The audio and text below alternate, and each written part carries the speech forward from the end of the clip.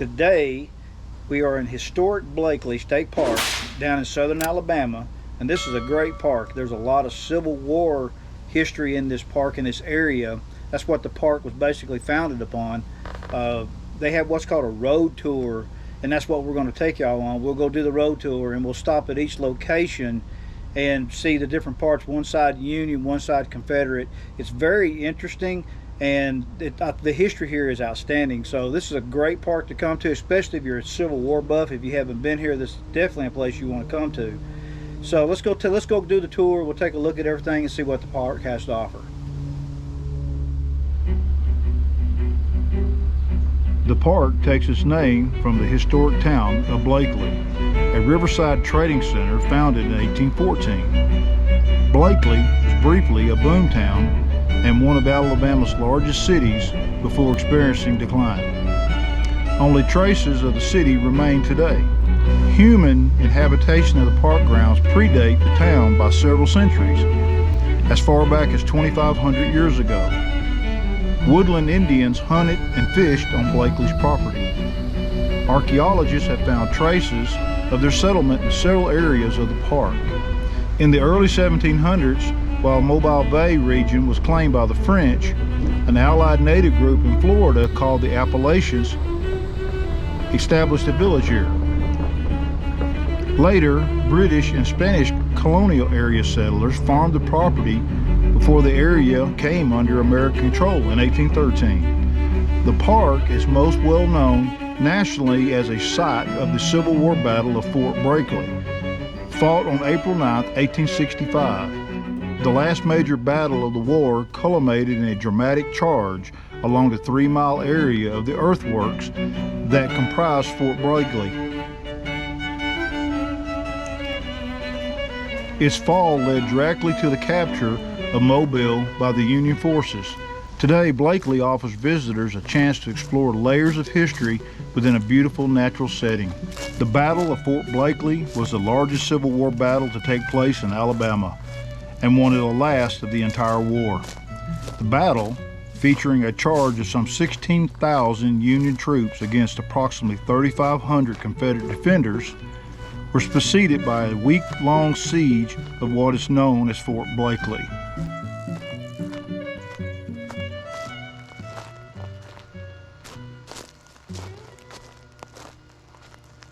Such a terrific rain of shots, shells, grapes, canisters, and bullets I never saw.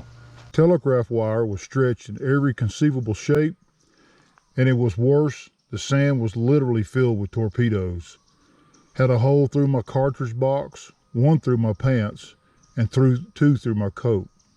We fought with bayonets and revolvers. After we got into works, blue and gray was all mixed together.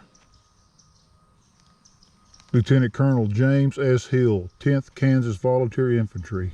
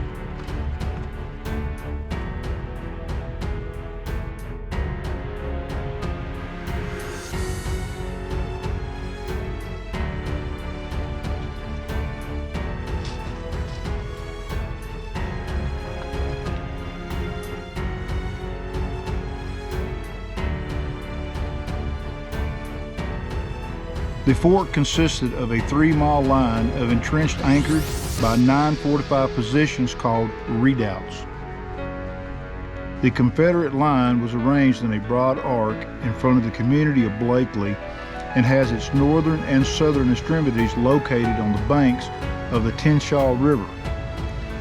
Along with nearby eastern defense and Spanish fort, Blakeley served as a critical part of the defense line protecting the city of Mobile.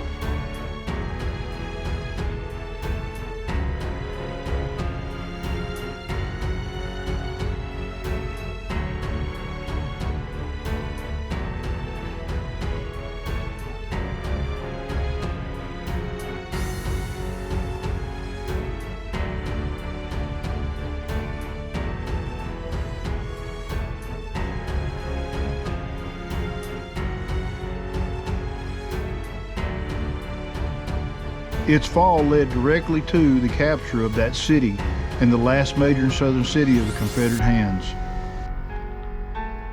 The Blakeley battle is one of the best preserved in the nation and features several miles of intact Confederate and Union earthworks of various design and purpose. This foundation is all that remains of Baldwin County's first courthouse. Authorized in 1820 but not constructed until circa 1833. The 2-story brick building contained a jail on the bottom floor and office space on the upper floor. Sessions of the courthouse and other county business are believed to have been conducted in several locations within the town of Blakeley prior to the construction of the courthouse. The building served as the seat of county government until 1868, when officials named nearby Daphne the county seat. The okay of everyone. Baby wanted it to have the county court, county seat, and they were complaining for a while over it. So they said they come up with a plan to make it the county seat, and the sheriff came from Baby up chasing a serial killer, and got everyone in town out and officials to help them do that. And one evening, when they was doing that, folks slipped in the back door of the courthouse, stole the records, and took them to Baby. And it's been the courthouse in Baby ever since. I don't know, but just a couple of other photos, and only one is the only of the courthouse is that one right there that I know that exists. Now, I'm sure they exist, but families haven't given them over, or they may not have known what they were. So did this go into ruins after the Civil War, or was it actually after the battle, when it was finished, it was still used? This was actually the courthouse until in 1868, 3 years after the Civil War. Blakeley then was basically a ghost town, only had just a couple dozen people that were still living here.